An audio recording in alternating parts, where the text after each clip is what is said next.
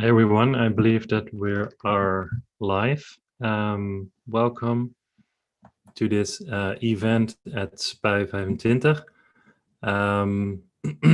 Tonight we'll have a panel discussion on conspiracy culture and epistemic ruptures in contemporary culture. I'll briefly introduce the different participants, and in the following we will have a conversation on a range of topics related to infodemics and Trump's election, his populist tactics, to artistic engagements with the conspiratorial mindset. So first I want to introduce and welcome Stef Aupers. He's a cultural sociologist and works as a professor of media culture at the Institute for Media Studies in Leuven. He published widely on topics such as religion and spirituality in popular culture, the re-enchantment of digital technology, sociality in online computer games, and conspiracy culture. And its most recent FWO-funded project is called Imagining Opaque Power, the production and consumption of conspiracy theories on YouTube. Then we have Riley Harmon is an artist that engages with internet conspiracy culture in his work and creates forms of dissimulative role play, exploring contemporary epistemological uncertainties and the filling in gaps of knowledge with fantasy. Next, we have Peter Knight, who is a professor of American Studies at the University of Manchester and is currently a visiting professor at Leiden University. He is the author of an amazing book published back in 2000 called Conspiracy Culture, From Kennedy to the X-Files, and he also writes on the culture of finance. Then we have Sarah Polak, who is an assistant professor in American Studies, also at Leiden, with a focus on US presidents and their media use, specifically Trump and Twitter. She also writes on virus outbreak narratives. So welcome, Sarah. Then we have Mark Tudors, who is an assistant professor at Media Studies Department at the University of Amsterdam, affiliated with the Digital Methods Initiative and the director of the Open Intelligence Lab, which co-hosts this event. And his current research focuses on how online subcultures morph into political reactionary movements. Then finally is myself, who will be moderating tonight's discussion. I'm a lecturer and researcher in new media and digital culture at the University of Amsterdam as well. And my research focuses on fringe subcultures online, especially 4chan, and I have a long-standing interest in conspiracy theories as well. So turning to the topic for tonight, for which there's arguably a lot of momentum at the moment, and one of the main guiding questions for me tonight would be, why is that actually? And how do we account for this, what has been called conspiracy boom or even conspiracy singularity, the various infodemics that accompany and can actually interfere with the pandemic that's raging now, the COVID-19 crisis. But I wanted to go back to roughly 4 years ago, now that we're on the break of a new election, US election process. In 2016, Trump's election came as a shock to Clinton voting Democrats, media pundits, and academics. And we realized, wow, there are actually other people who experience the world very differently. But also at the same time, I'm surrounded by people who think similarly. So we realized that we were in a bubble, in a sense. So therefore, Trump's victory can be described as a break in mainstream consensual reality. And you could even perhaps say, in a non-metaphorical sense, even that these groups inhabited different realities, that the reality game that they are playing has a different set of rules. And so in this way, conspiracy theories are symptomatic, and they're part of a larger post-truth condition that was already anticipated by Daniel Boorstin's book, The Image, from 1962, where he talks about the role of the media in creating the thicket of unreality which stands between us and the facts of life. But you could also think in more Marxist terms, specifically Althusser, if we think about the ideological state apparatuses, the school system, the mainstream media, that interpolate and habituate us into a shared reality. So not just different interpretations of reality. And the importance of constructivist epistemologies as a kind of paradigm shift in a variety of different disciplines, from cybernetics to philosophy. And it seems that conspiracy theories, again, are symptomatic of this collective framework, which is slowly starting to unravel as a result of hyper-individualized fractal information ecologies that create parallel political realities, where it's no longer possible to agree, but even no longer possible to disagree, because there is a loss of shared assumptions about what constitutes the basic facts. Now, the current debates has also focused on the role of social media platforms, obviously, as the main place where these conspiracy theories are created and circulated. And probably some of you have seen the episode in Zondag met Lubach on personalization algorithms on YouTube, and how easy it is to get lost in a kind of rabbit hole of absurd conspiracy theories. But I would say that even without algorithms, the internet always promised to host an alternative media system that's no longer tied in with the institutions of the press and parliamentary politics. So you don't need algorithms to account for that, I would say. So maybe I wanted to start off with this idea that, well, basically the platforms are to blame.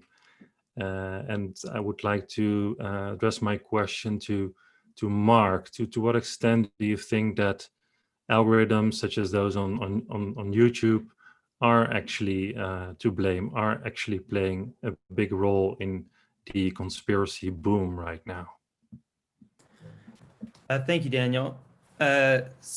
So the question of algorithms in the attention economy is something that has been as an amplifier for conspiracy theories, and also radicalization is something that's been much discussed over the course of the past few years.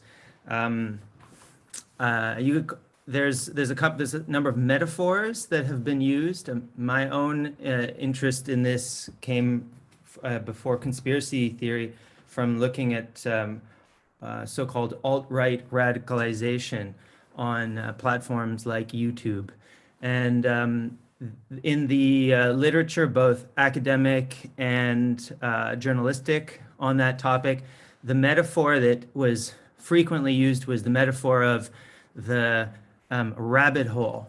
So the idea there is that one starts from the surface and then is gradually pulled deeper into realms of more and more radical points of view. And certainly some years ago, when I first started looking at this back in like 2017, there was an incredibly weird world of extreme YouTube channels that really trafficked in like extremist rhetoric, including all kinds of like basically neo-fascist type of stuff. Since then, a fair bit of that stuff in various waves has been kind of edited out of the platform. You can also kind of imagine the web itself as having these kind of layers of depth. You can imagine that there are kind of undergrounds that people get pulled down into. So the metaphor of the rabbit hole, which actually also has been is used frequently in a conspiracy theory like QAnon, is appropriate in some way. In QAnon, in the case of QAnon, it has a kind of a vernacular meaning too, because that particular conspiracy theory has a kind of an imaginary that it actually evokes this story from Alice in Wonderland via the Matrix, which is also an important image in the world of conspiracy theory. But to come back to the question of the role of algorithms, the rabbit hole metaphor is I think accurate enough in the sense that there are these effects of increased. I'm not sure if personalization is the right word, but we could say that for argument's sake, where you're sort of suggested more and more extreme content to kind of pull you in. That's the business model of how to keep people engaged. Engagement being the key metric for that most platforms are built around. But I think that there are other factors at play besides the algorithm that have been kind of overlooked or eclipsed in the tendency to emphasize that kind of metaphor and that interpretation. And so it's not just, to kind of conclude that this point, it's not just the algorithm, but there's also quite a number of other factors at play, including the sort of community activity that goes on also in a platform like YouTube, very much in the comment section, which sort of functions as a sort of almost like a social media in its own right. I think that the metaphor of the rabbit hole and the idea that people are radicalized by these technologies is a kind of an old-fashioned idea from a media studies point of view, because it sort of implies the idea that we're sort of subject to programming and manipulation by these kind of forces. And it doesn't sort of, in that sense, it doesn't really account for agency, which is a kind of a pretty well-established critique in media studies of an older form of media studies that we kind of thought we had gotten beyond. So it's ironic and in some sense a little troubling that the field has sort of reverted to this interpretation of what is going on at the moment with the rise of radicalization and conspiracy theories. Okay, and Peter, you wanted to follow up on that? No, okay.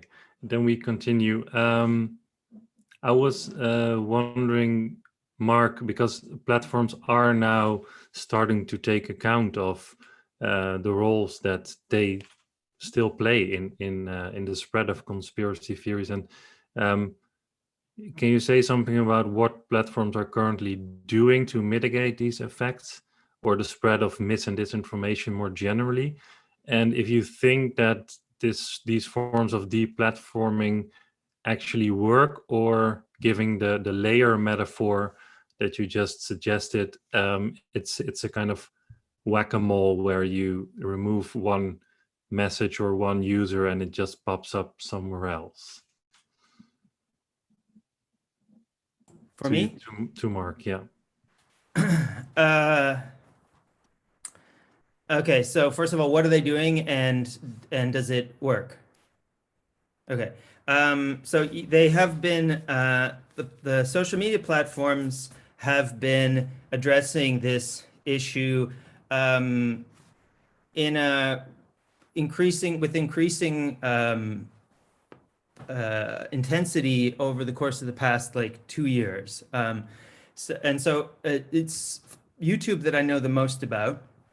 And so it was about a year and a half ago, I think, that YouTube started to take action on these on by removing a number of like really big and powerful channels in the realm of conspiracy theory, notably Alex Jones, who was like a kind of a like Jupiter, like a planet-sized kind of entity, and he was just his whole he had an enormous following, and he was removed, and along with him was all of the comments, which have now been deleted from the history.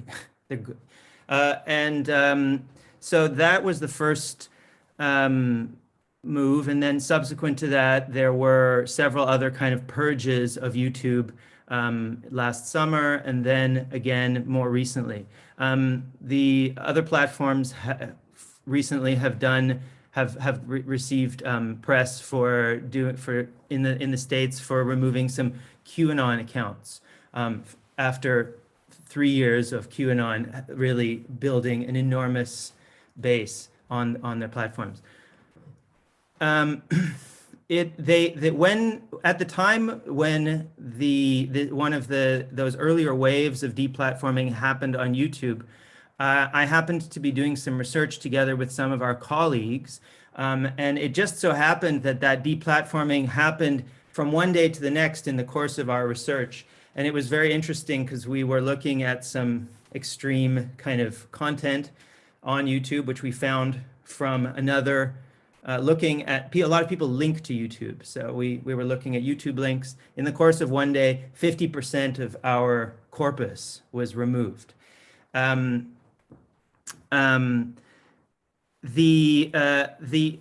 brought us to sort of look into where if that stuff was really gone, and so we figured out some ways to search for that stuff and found that in fact it was certainly on the web. It just wasn't on YouTube anymore. It was on other platforms, notably a platform by the name of BitChute.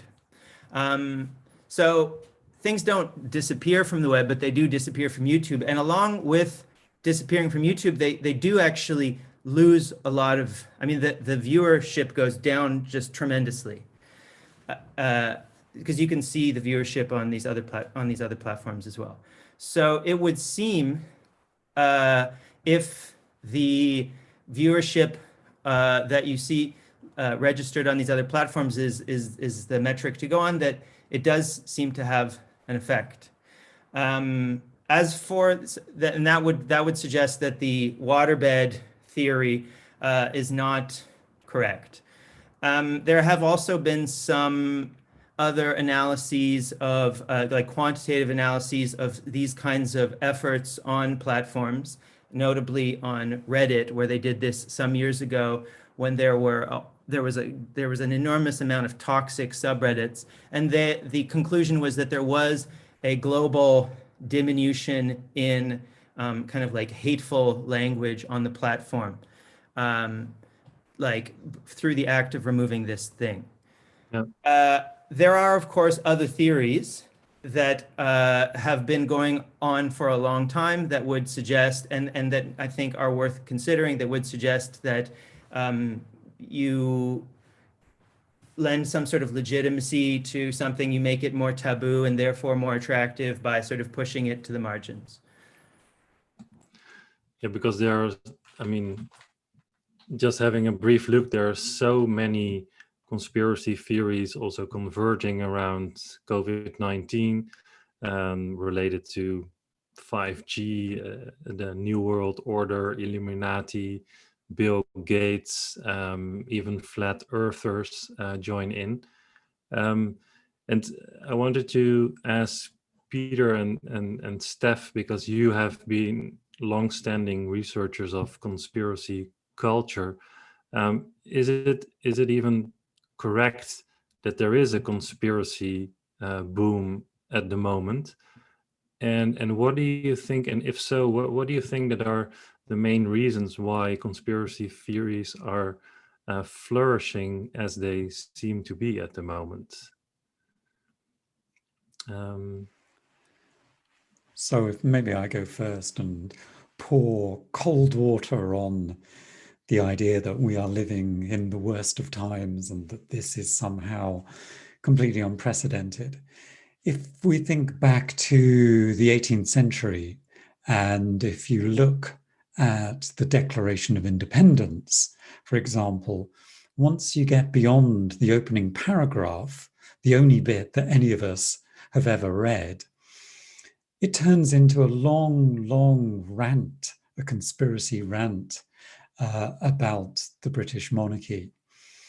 And so there's a way of thinking historically that suggests that actually up until the middle part of the 20th century, conspiracy theories were not just a common way of understanding how the world works, but they were a sign of actually sophisticated Enlightenment thought. Definitely that was the case among the founding fathers in the US in the 18th century when they wrote the Declaration of Independence. So I think we need to be cautious about this idea that this is now a terribly dangerous, troubling time, that we might need to kind of think in the longer term and realize conspiracy theories have been influential in different historical moments. We also need to think about the way that conspiracy theories in other countries, in other regimes, have been far more influential than they are at the present and far more dangerous. But I think we can also recognize that the ease of access in terms of both the production and the consumption of conspiracy theories online has been a game changer. I think, for example, when I first started researching conspiracy theories back in the early 1990s, getting hold of materials was an effort. I had to go and visit obscure kind of fringe bookshops and send off for fanzines and things like that. Now you open your computer in the morning and you're just bombarded with stuff. So I think that there's obviously something significant going on, but I would caution that we need to have a longer historical perspective and also a comparative regional perspective on these things. Shall I add something here? Yes, I think the sort of historical continuity is quite important in that sense. At the same time, the question asks, so how can it be that now in times of Corona, well, it seems that there's an explosion of conspiracy theories. It's quite, I mean, it depends very much on how you look at it. I mean, on the one hand, obviously, the social psychologists in a lot of their publications would always make the argument that there's a strong correlation between a feeling of insecurity, that is existential insecurity, social insecurity, personal insecurity, et cetera, and the attraction to conspiracy theories. If you generalize that, you see that in times of turmoil and also in a situation where you could also say objectively, it's quite difficult to pinpoint what's really going on. If you take the very specific situation of the origin of the virus, well, we think we know what's going on in Wuhan, and the narrative goes that basically a virus went from a bat to a human being, but we are not so sure. Well, then we basically zoom in different directions, but people already distrusting authorities, governments, politicians, mainstream media, and science and scientists. Well, they basically, if there's a latent distrust, it can easily become a manifest conspiracy theory. And particularly, you could say, and that's another element, right? I mean, insecurity is one. And another element, of course, is that now more than ever, at the same time, ironically, we're very dependent upon those people, organizations, instances, institutions that are mistrusted, like, you know, in the Netherlands, the RIVM, who are the virologists, the scientists, they know what to do. Actually, they are guiding the way. And the politicians, they are basically sort of translating this knowledge. and are enlightening the path that we have to take. So this combination of a situation of turmoil and insecurity, and also the increased dependency that we have on authorities like politicians and scientists, perhaps is an explosive situation. And it's difficult because at the same time, we are inclined to think that there's a boom of conspiracy theories. But what are we actually saying when we say there's a boom of conspiracy theories?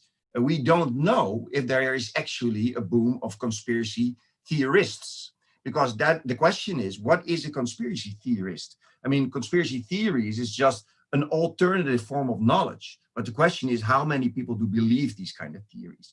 And that is what you see, particularly also in the media. And at this moment, you could say the sort of moral panic, almost, that we see around conspiracy theories that are sort of caught by these algorithms in their little rabbit holes. We actually don't know how many people there are, right? I mean, also if we take this talk of Lubach, well, the images that we saw, Lange Frans, and some of the people that we already know, this is just a fragment of people. They are the real believers. They are the producers. But in general, I think a lot of people liking conspiracy theories online or following producers of conspiracy theories are in many cases people that doubt the authorities and are playing basically with the idea that it might be a different way, that there might be an alternative situation. Some people become producers, and perhaps a really tiny fragment of the people will actually go to the Museumplein or go to Den Haag to protest and threaten politicians. So what we see here to a certain extent, and then I'll finish, what we see here to a certain extent also is perhaps a sort of pars pro toto stigmatization, where the extreme part is basically projected on the whole. If we would do similar things with Muslims, for instance, and take these extremist Muslims and generalize them to Muslims in general, we would really be in trouble. So that is also a thing to think about, I think, if we're talking about conspiracy theorists. So if I understand you correctly, you're also saying that there are different purposes to conspiracy theories. If people share a video, then we can't infer that this is a expression of authentic belief in that sense. No, I mean, the whole issue, and that is obviously when we think about conspiracy thinkers, I mean, that is a quite neutral term. We are inclined to think in terms of people either believe conspiracy theories or they don't.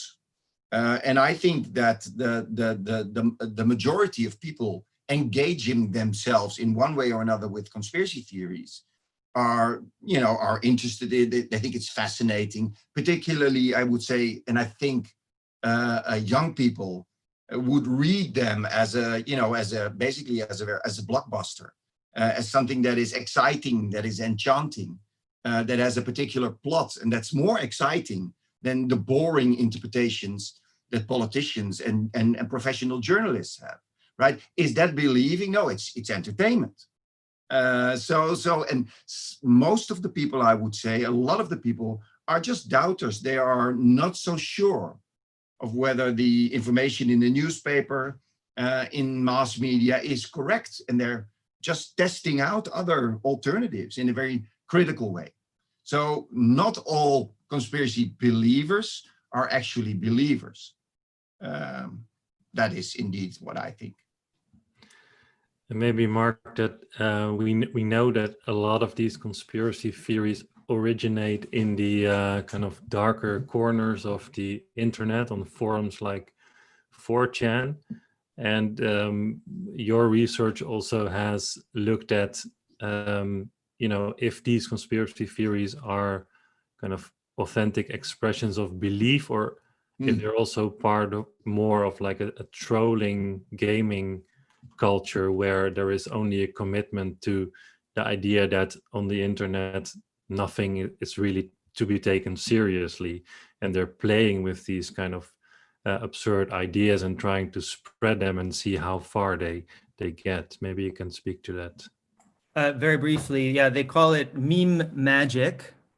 And meme magic is akin to an older idea of chaos magic, which is a kind of quite obscure idea that goes back to the counterculture. And it's a kind of an idea of like applied success-oriented magic without all the sort of fancy capes and things like that. And and it's sort of a cross with a sort of postmodern idea that you don't actually really have to believe in something in order for it to become real. You just have to really focus your energies on it. And that's sort of how I think at least in this very kind of rarefied milieu where Pizzagate and QAnon got started, that I think that's how quite some number of people felt about it. And certainly their support of Donald Trump and all those kinds of things, and possibly for elements of them, although nobody can say how many, their belief in extremist ideologies as well. So there's this kind of pleasure in also just kind of making chaos and other kinds of adolescent activities, which, you know, date back again to the counterculture and Discordianism and the celebration of chaos, the god of chaos, Eris, who was the god of the Discordians, much like the contemporary Pepe the Frog and the religion of Kek. So that all comes from this weird milieu that these conspiracy theories came from. Yeah, but then again, it sometimes ends up in Trump's Twitter feed and kind of gets a hold of his Trump followers, like with the QAnon, which really started to pick up with the news media once that Q sign started to appear at a Trump rally in Florida. So that brings me to Sarah. You've looked at how Trump uses Twitter. So can you say something about how he engages with these kinds of conspiracy theories, or how does he use it to kind of serve his political purposes? Yeah, I think that what Seth just said is very relevant to this. I think that the thing that Trump is obviously incredibly good at is holding attention, and, you know, with things that may be true or may not be true, and that kind of almost doesn't really matter so much. So there's this sort of constant, like stream of narratives that are very entertaining and are always somehow outrageous and often kind of funny. And, you know, I think also a lot of people, you know, find this funny sort of in spite of themselves. And so I think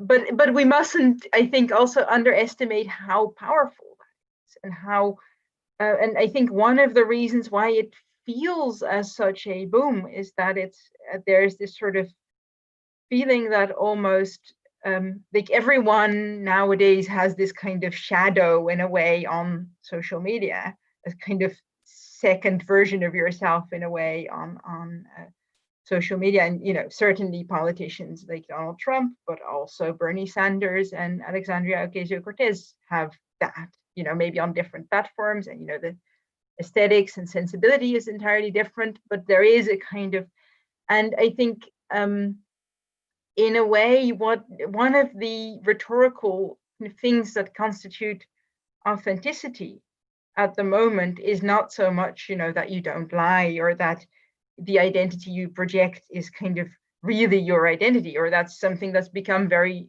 difficult, impossible practically to hold up.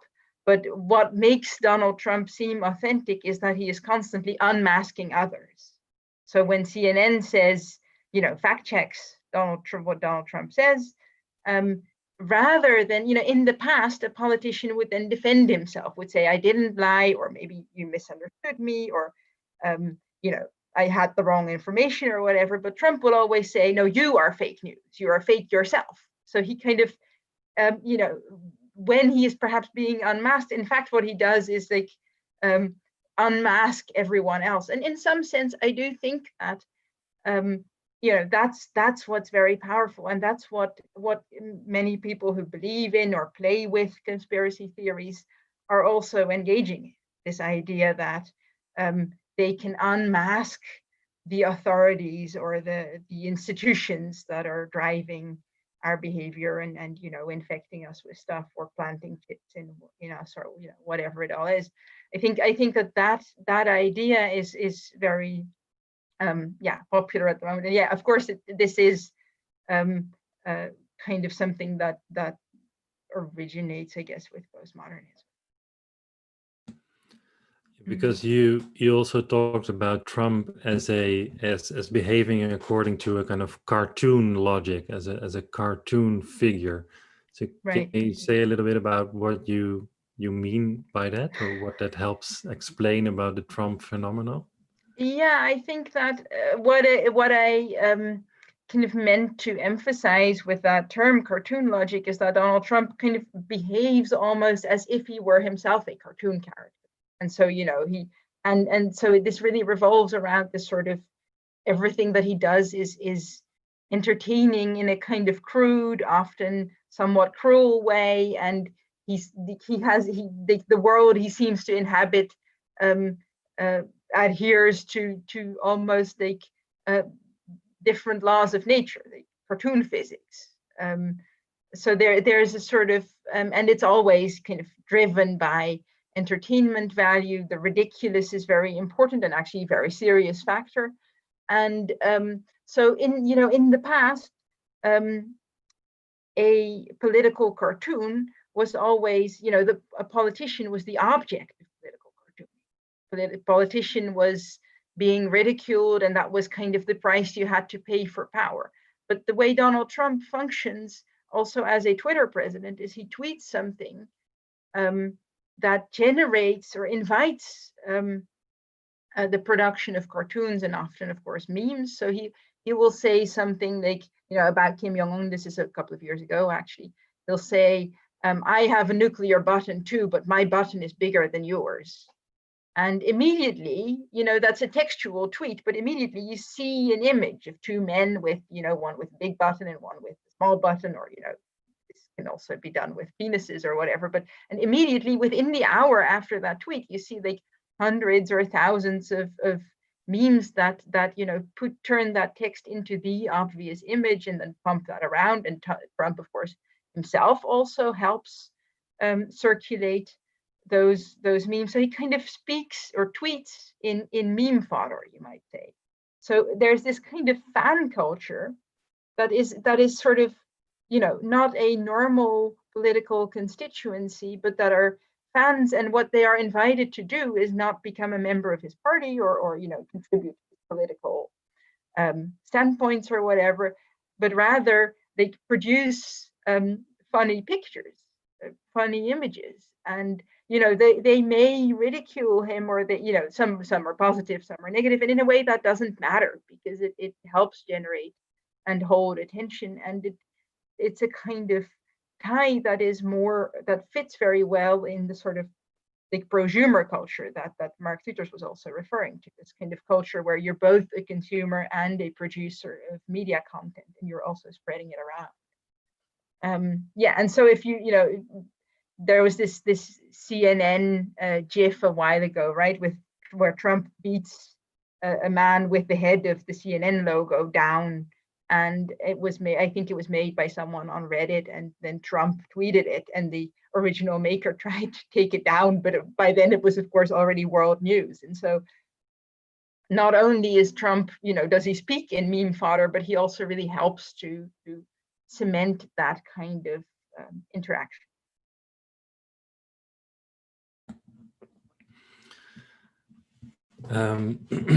So maybe I would like to turn to Riley.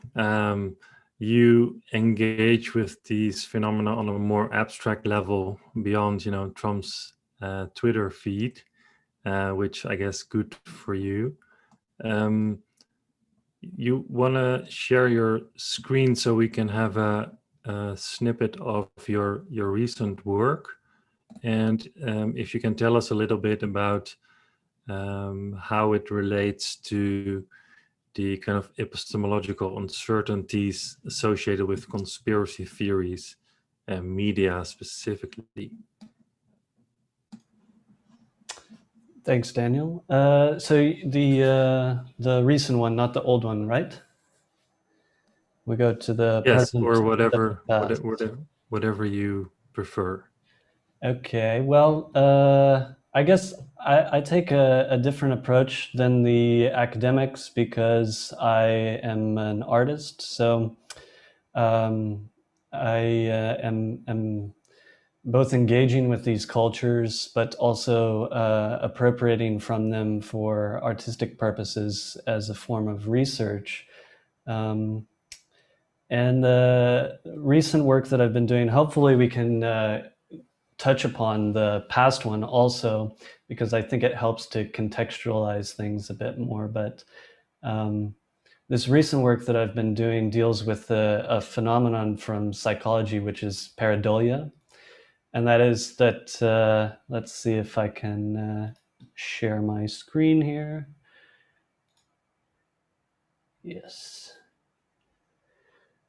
Pareidolia is this psychological phenomenon of seeing patterns in things that would normally have their own pattern, and specifically anthropomorphizing, which is projecting human psychology onto patterns in nature that would otherwise be completely ambivalent to what a human has to think. You know, this is why we see things in noise, and it's a flaw of human perception.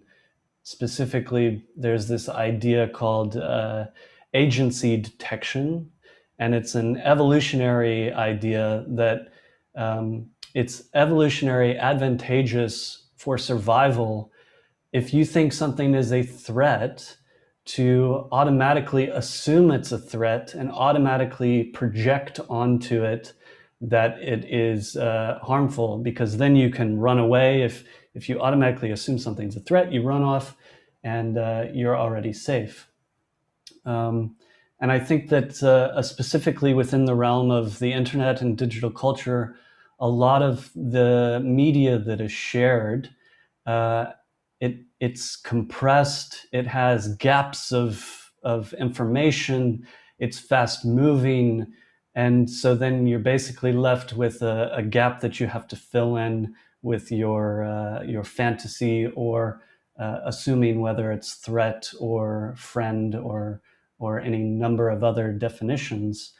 And about 4 years ago, I started researching this concept of pareidolia on forums, and how people would project images onto, or project meaning onto images that would otherwise be just noise or something without human meaning.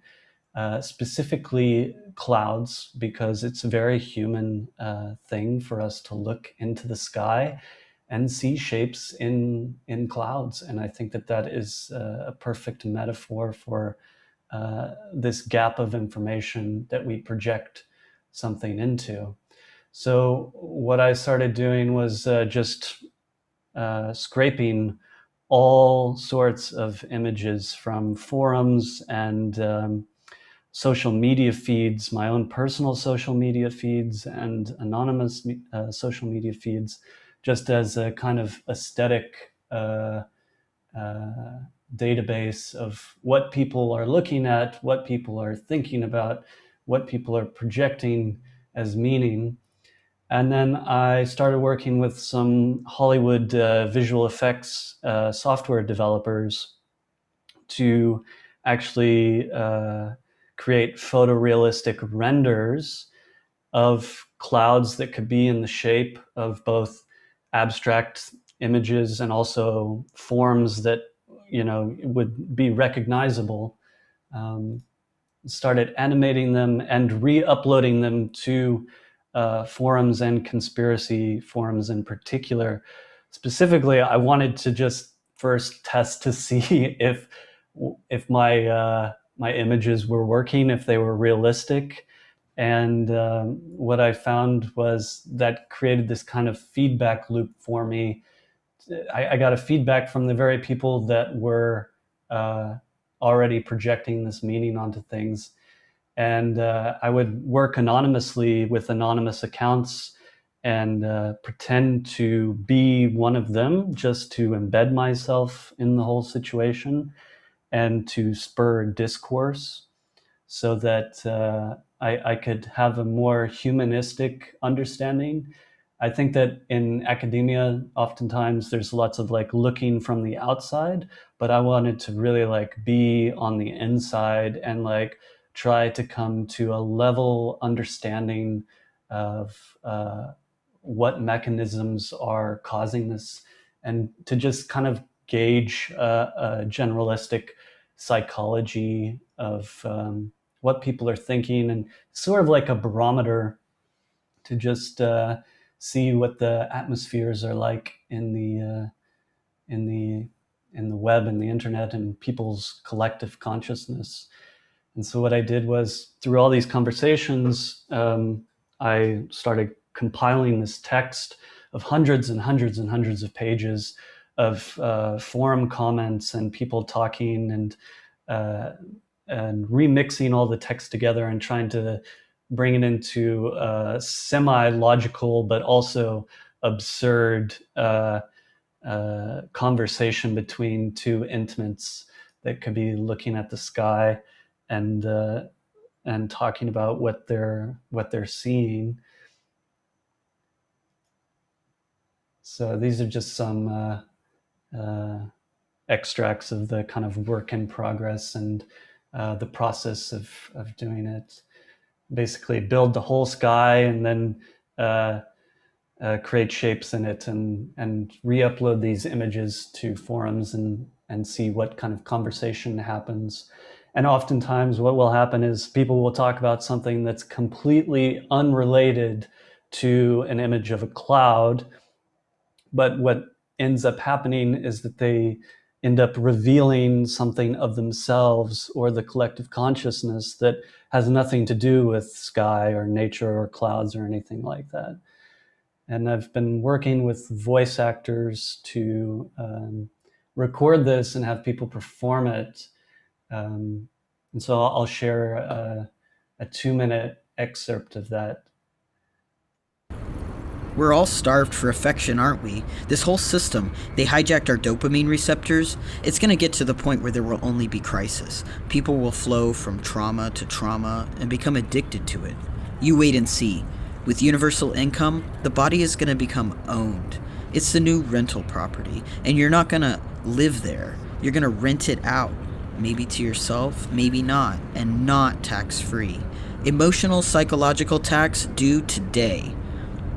When the next crisis happens, bodies will start stacking up through automation, because when there's no more space left, especially in small towns where there are only 1 or 2 funeral homes to begin with, the local deer coolers will start being filled when it's not even deer season. That special smell in the air that creates a primal, visceral reaction. I wish that video wasn't real. Necroskepticism. Necroskepticism. Necroskepticism. Necroskepticism. Necroskepticism. I hate that. Necroskepticism. I don't like it.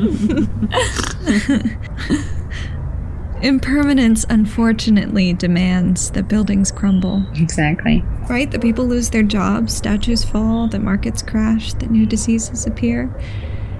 An asymmetrical war where they've turned us all against each other. Just wait until the other elephants in the room begin to appear. Weaponized hatred, crafting intimacy. Ugh. Get on with it already. Do you think we have a monopoly on suffering?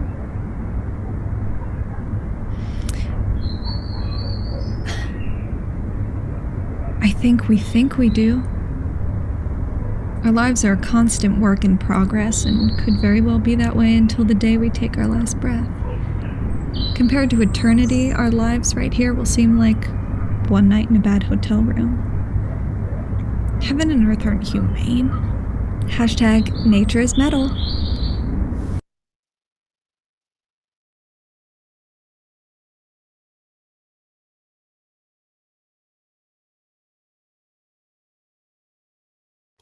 Yeah, so I'm not necessarily trying to dupe these people or trick conspiracy theorists into like believing that Hollywood is out to get them or anything. It's more that I want to somehow embed myself into the situation to kind of have a level playing field and to understand it on a humanistic aspect.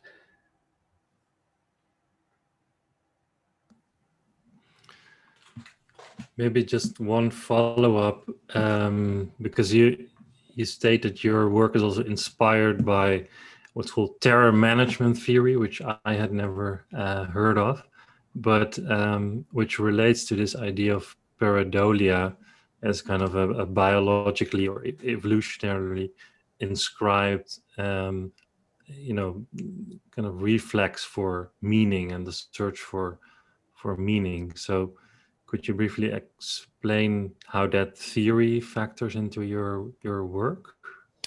Yeah, terror management theory was devised by 3 sociologists in the United States after a book by Ernest Becker called The Denial of Death. And essentially, they did a bunch of psychological and sociological studies where they could statistically prove that when people were reminded of their mortality, they were more likely to gather around people that had like-minded opinions as their own, as a form of community building and self-esteem generation. And their argument is that self-esteem is something that buffers against this existential threat of total annihilation, and that there's a mortal self and a symbolic self, and that if you're a part of a community that has a shared value system, it will outlast you and your mortal self. So essentially, with my own kind of bias, I look at things through this lens that coming together on these forums is a form of community and self-esteem building, and that oftentimes radicalization, people are like loners out on the fringe of society, and they need that kind of self-esteem building, and that's how they find each other. And that when crisis happens, like what we're experiencing now, that's a form of being reminded of your mortality, and then people come together to form these communities and to sort of like hug each other in some ways, like.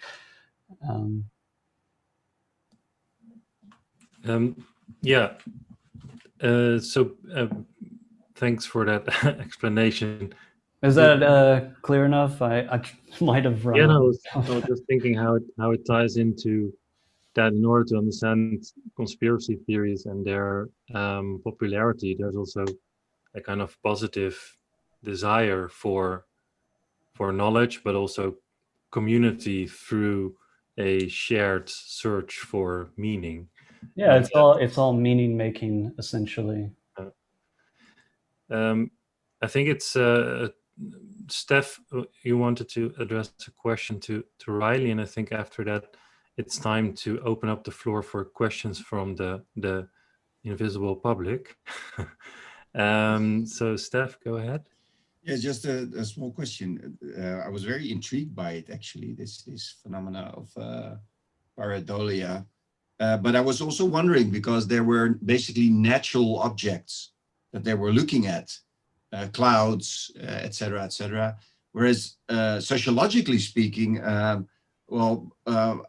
wondered, couldn't it be also related to conspiracy theories that basically since institutions and organizations have become less and less transparent, that these institutions and organizations increasingly also become an object of pareidolia, in the sense that whether we look at conspiracy theorists look at a video clip of Miley Cyrus, or whether they look at a speech of Donald Trump, they are basically seeing all kinds of things and reading all kinds of things in the texts, in the visuals, that for other readers are not necessarily there.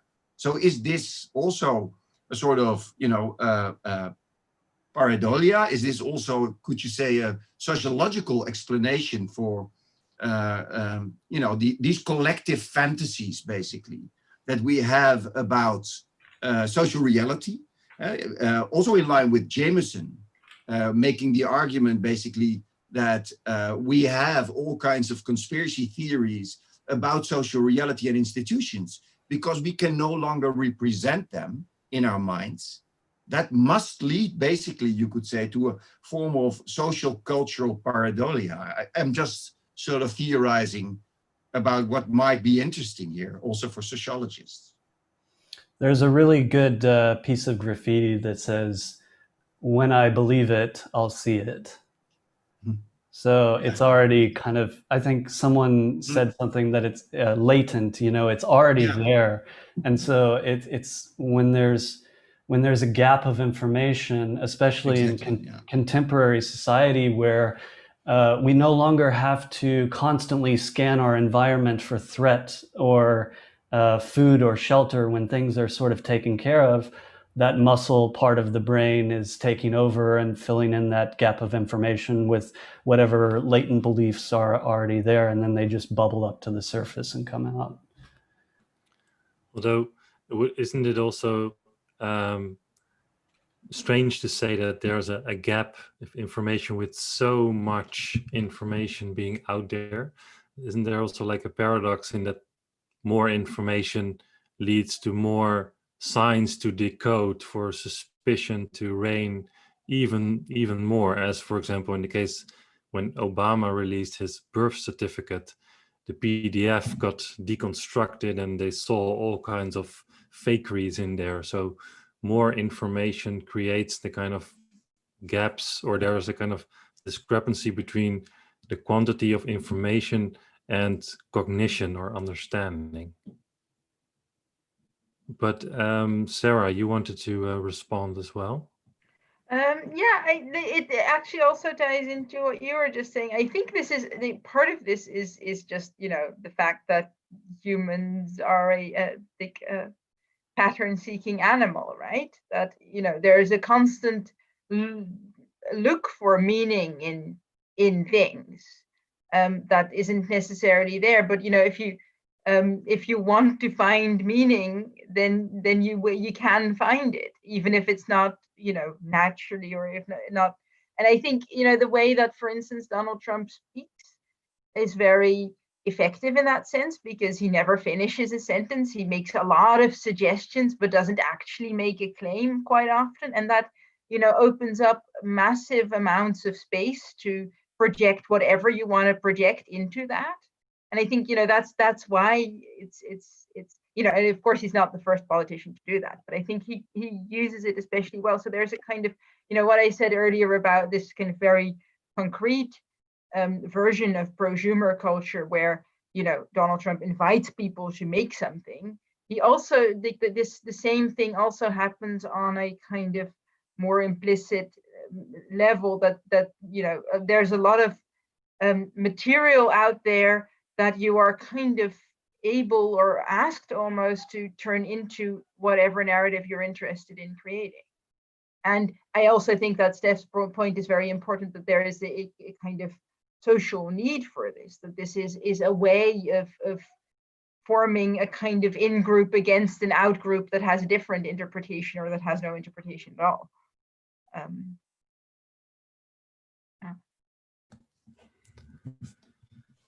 There's one, the first question that came up in the Q&A. I think actually, Riley, you are capable of answering, which is, how would you compare using conspiracy theories to make sense of the world to using religion for the same purpose? And I think this ties into the idea of terror management that you just spoke about.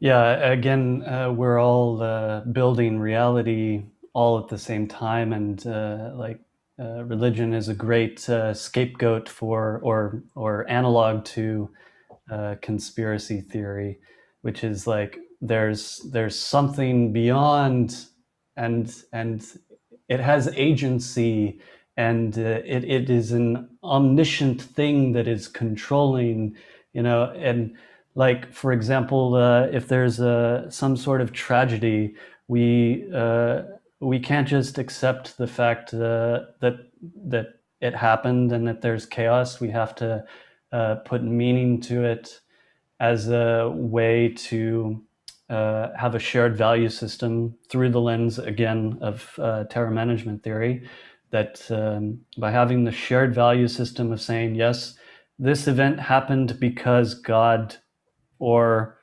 whatever, fill in the blank, said it was going to happen or willed it to happen.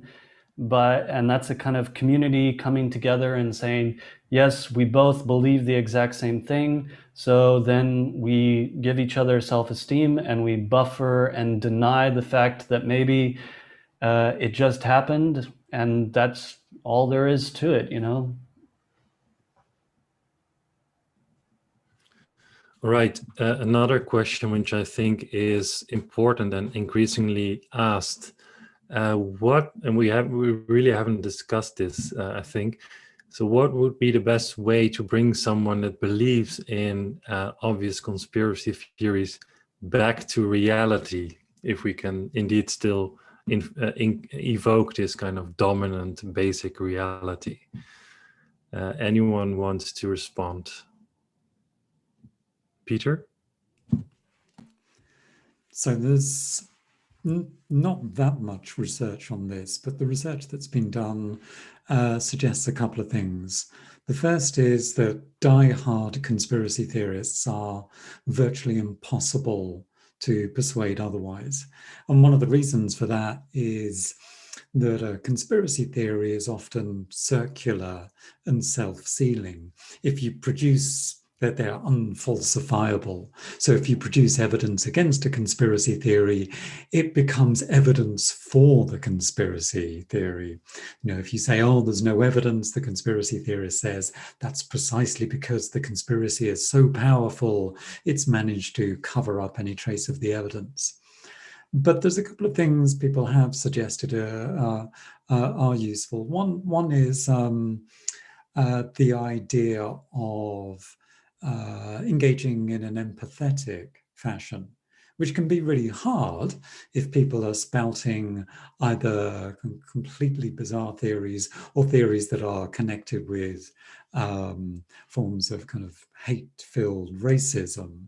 But what doesn't help is to start from the position that the other person is crazy or somehow kind of completely mistaken. If we need to kind of recognize that often conspiracy theories start from quite genuine grievances about the world, that there are many things wrong with the world, but the specific narrative that conspiracy theories use to explain what's wrong with the world lead people down these strange paths. But I think recognizing that we might well have something in common with the people whose views seem so strange.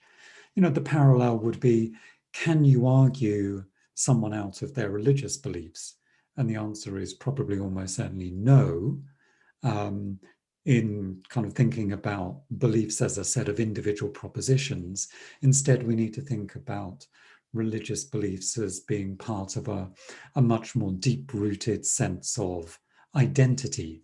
And you can't argue someone out of their sense of identity if you even wanted to.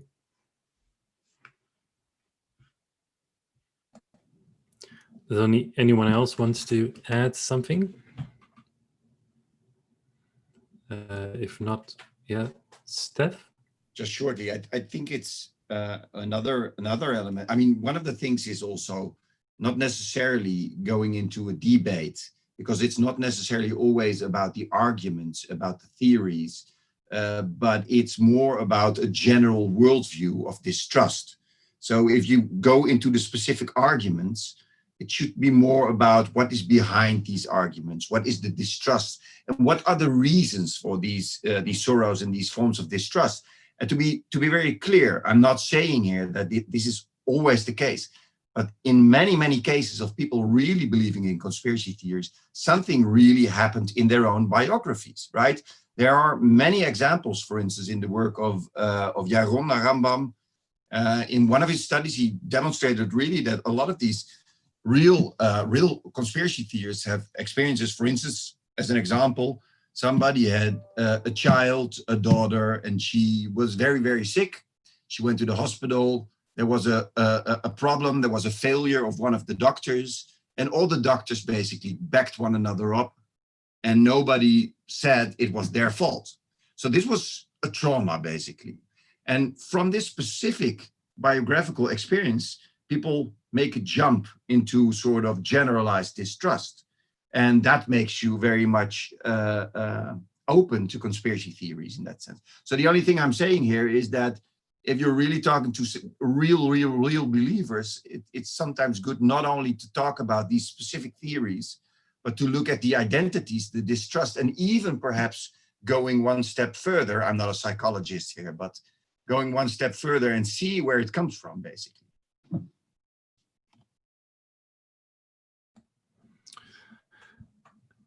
There was also a question coming back to YouTube and the role of algorithms and platforms more generally.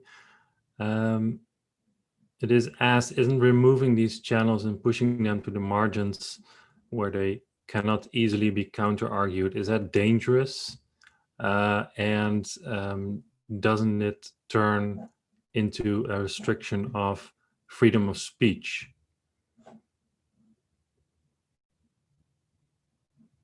I guess I can try to respond. I mean, you know, what exactly is freedom of speech? It's like a law in the States that refer, at least it's, I think, most commonly thought of as referring to this law in the States, an amendment to the Constitution, which has to do with the United States government. It doesn't have anything to do with YouTube. It is a philosophy that has been very central to the history of Silicon Valley and a kind of libertarian Californian ideology that's really runs very deep in internet culture. And for that reason, I think a lot of people really can get behind it. And you know, it has very lofty origins in the New Left in the 1960s. But it's the specific kind of situation that is set up by these platforms also dramatically amplifies the reach that people have for making statements that would previously have remained relatively hard to get to. You would have had to make quite an effort to find that stuff. And they really are kind of complicit in the in basically mainstreaming that material. So I don't think that the argument of freedom of speech, as it was kind of conceptualized in this earlier era, is stands up as well anymore. There are other freedoms as well. The freedom of association, for example, which is also an important freedom. The people's right to be not persecuted and so forth, that are worth considering and kind of thinking about balancing. Yeah, that's maybe what I would add. I don't know if anyone else would. I'm curious to hear, Steph, about what you're doing with YouTube, but I don't know if now's the right opportunity to do that.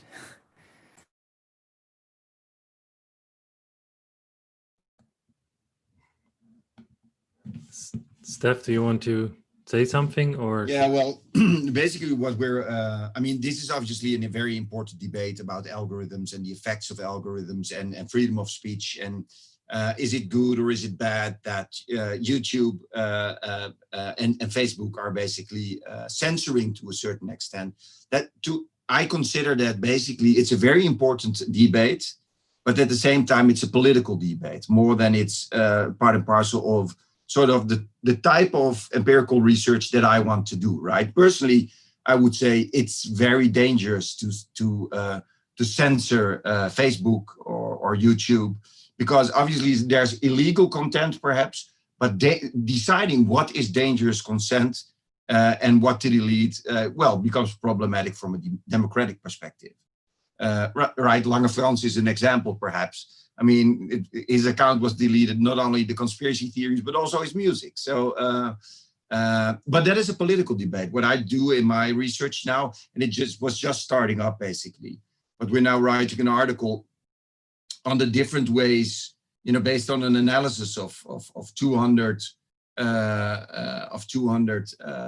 YouTube videos on the way the producers of conspiracy theories are actually decoding the different ways they decode mass media material in terms of how, for instance, first of all, they decode it in a sense that they use animations and fiction to visualize the invisible, basically. But secondly, which is another strategy, basically have a symbolic interpretation of what is really going on in basically an interview of Miley Cyrus or whatever material they're picking. And thirdly, the way they sort of pinpoint how the evidence is already in the material. So there are different strategies how they decode mass media material. And more in a general sense, what we're doing is basically how is a conspiracy narrative constructed, right? Because we are inclined to think about conspiracy theories as theories, whereas in our research, we consider it basically a practice of decoding and encoding. And we just try to figure out how they do it, not only with texts, not only with audio, but also with visuals, right? So in that sense, what we're also in a very general sense try to do by looking at these media practices of the producers of these videos is also debunk basically the whole idea that we're talking about theories that are made out of texts that are written in books, etc., etc. It's a practice, it's mediatized, and it's a form of decoding. So we pinpoint in this first phase of the research. After this, we go to the producers and the consumers. But in this first phase, we try to sort of develop, you know, a typology of different forms of decoding. So hopefully that's a question. I mean, basically, this is just research is just starting up. Is your corpus has your corpus been affected recently? Well, that is a very good question. Basically, the data is collected, or the 200 YouTube clips are collected, I think, 4 months ago, somewhere around that. But they are based on the references that people make on Reddit to videos on YouTube. So it's a sort of indirect way that we selected the videos. And what we just try to do is also make a collection theoretically that has all the kind of diversity in terms of narratives. So it's very much on QAnon, but it's also on conspiracy theories, on pop culture, and it's on theories about vaccinations. So we want to sort of have a sort of representative sample. We basically theoretically picked out the ones that are most salient in that sense.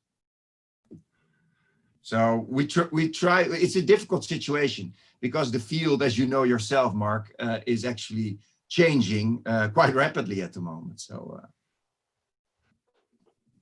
All right, thanks for that. I think we're running out of time and there's still a lot of questions. So I'm afraid I'm just have to pick one final question. And I'm gonna pick a provocative question by Helena. She asks, alluding to a philosophical problem, is it possible to debate conspiracy theorists without reinforcing the modern idea of an objective, universal truth? And maybe I can add to that, if I understand it correctly, if we're all kind of postmodernist language game players, then what is there in terms of a criterion that we can still hold on to in assessing different alternative knowledge claims as Steph defined them? So who wants to take up the challenge? Riley?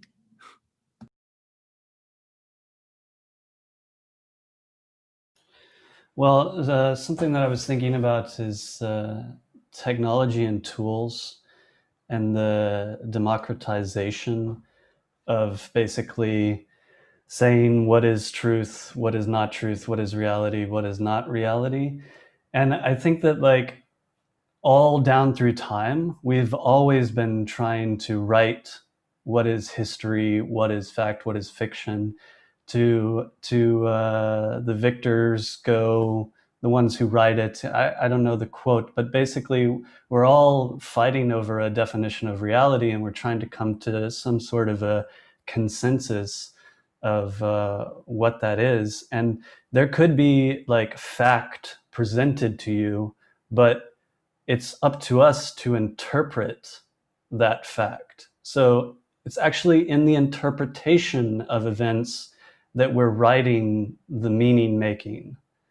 And so like you could have, like you could say physics, the ball hits the thing and then the thing does the next thing and there's a cause and effect, but then it's up to us to interpret it and through what lens we interpret that.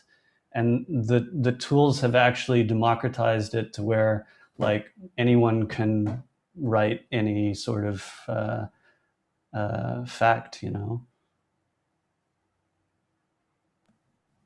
Would anyone else like to add something? I just said one thing that I read. There was a book from an old professor of mine that I liked very much. He wasn't talking about conspiracy theory. He was talking about, but it was a kind of conspiracy theory. He's talking about this popular theory in the 1970s of subliminal messaging in backmasking on records and things like that. And he basically referred to it as kind of a vernacular form of media criticism, where people, you know, are concerned about their kind of their agency and loss of agency in the modern world and how media is tied into that. And then he kind of concluded by saying, and I think that this applies to all of us as well, that like everyone is a media theorist, just some of us get paid for it. Well, that's, I think, a very good ending to this panel discussion. Leaves me to thank all the panelists for their participation and insights, as well as for all the fascinating questions in this new Zoom reality, if we are sure we exist still.